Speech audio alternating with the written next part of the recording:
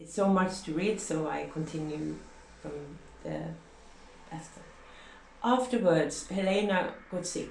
Helena felt dizzy, feel like puking and like having too much bear inside, pricking in her hands, numb arms and very tired. Her fiancé Uwe called her early afternoon without having an appointment for that. He said she sounded like totally drunk, and she was not able to answer questions in a row. After the third question came the answer for the first question, and so on. In the evening, Helena started to bleed out of her vagina. There was also blood in her urine. There was big puddles of blood on the bench in the kitchen, for example. Here is photo evidence. This was in the drinking water of my horses.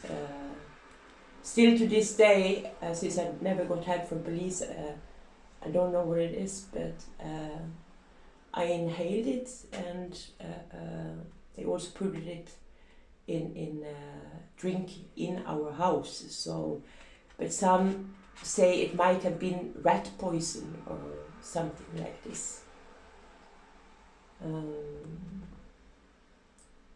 But I think it was a stronger substance.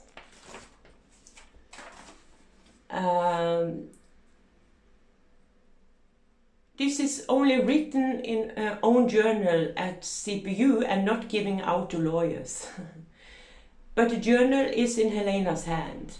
Due to this connection, see the facts concerning the cacao incident under the topic Angel.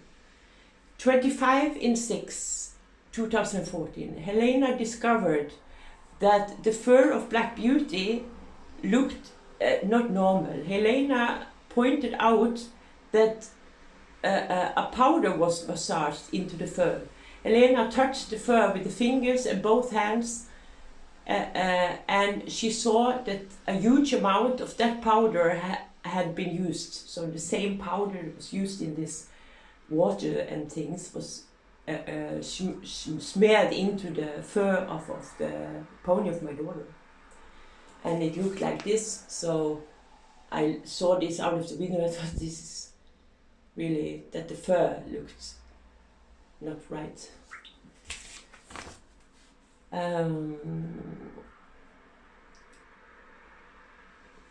See, yeah. Let me see where I got. Helena touched the fur with the fingers and both hands, and she saw that a huge amount of the powder has been used. Helena got red powder on her fingernails, although the fur looks a bit silver white from the substance. Thereby, the mentioned policeman, Uwe Wagner, declared once again that natural causes as reasons for that can be excluded. So this was really put it on the pony, and it's not the fur is not like normally looking like this.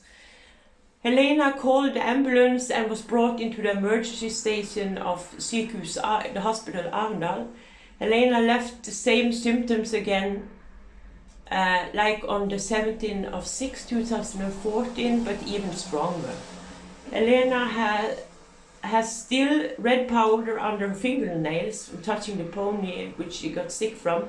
She asked in the hospital to collect it as evidence, but they refused to sample it and also refused to test what it was. So I don't know until this day what they used actually there. Helena showed a video of the horses laying down on the property to a female doctor. The doctor reacted very strong on that video, and afterwards she was not seen again. Helena called Uwe out of the hospital, and Uwe spoke to a female doctor. The female doctor asked him if the observed changes in Helena's behavior during the last time. Uwe just told her about what happened on the 17th June 2014.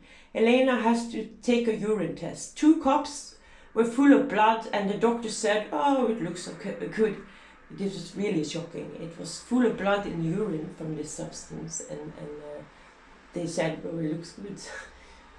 Helena asked Ove to find out in internet what the red stuff in the drinking water of the horses might have been.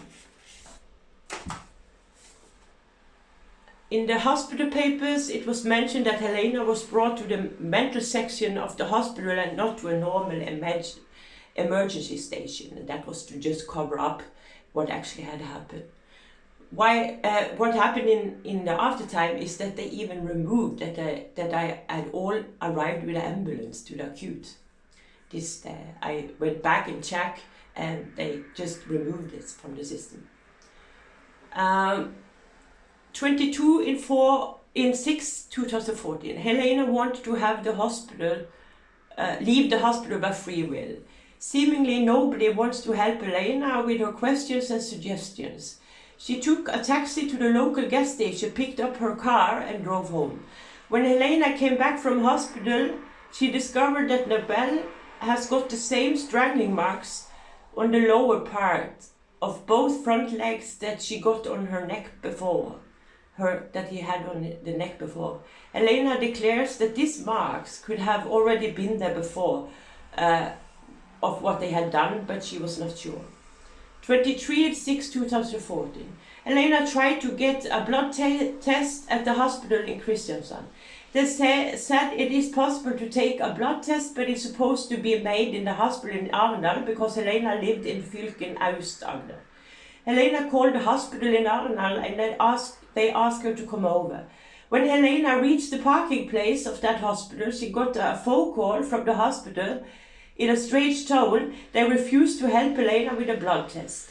They said further on that Helena had to go back in the doctor house of Frola Kommune.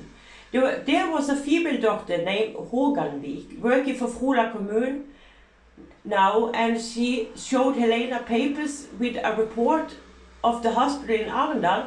The papers spoke of wrong diagnosis planted on her. Helena got scared because more things hadn't been right and had been created and sabotaged on her journey.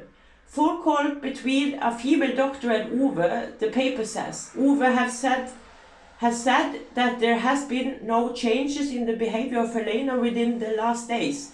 See therefore, the 21/6/2014, Helena felt that they made strange investigations and tests at the hospital in Arendal, which seems not fitting to the current health problems of her, what she originally came in there for. Helena asked the doctor if she could read the paper by her own. Then Helena decided to run away with the papers because she felt misunderstood and that it was wrong. And Helena had the understanding that these things had been sabotaged. Note, the CPU were talking on the phone with that female Dr. Håganvik. See the papers from CPU, page number 38. She said without any reason that Helena should be locked into a mental hospital against her will. So far, they have not managed to reach Helena. She was been in contact with the police to make sure that they arrest Helena and bring her to a mental hospital. To make it sure again, Helena left Norway this time to go to Germany just to get a blood test there with support of Ove. Because all the doctors in Froland, Vennesla and Arendal and Agder refused to take a blood test of her to find out what substance had she get in her, and they also refused to take the evidential proof under my fingernails. So they all got away with the murder attempt on me, which this actually was, but covered up just to be a diagnosis. I will continue.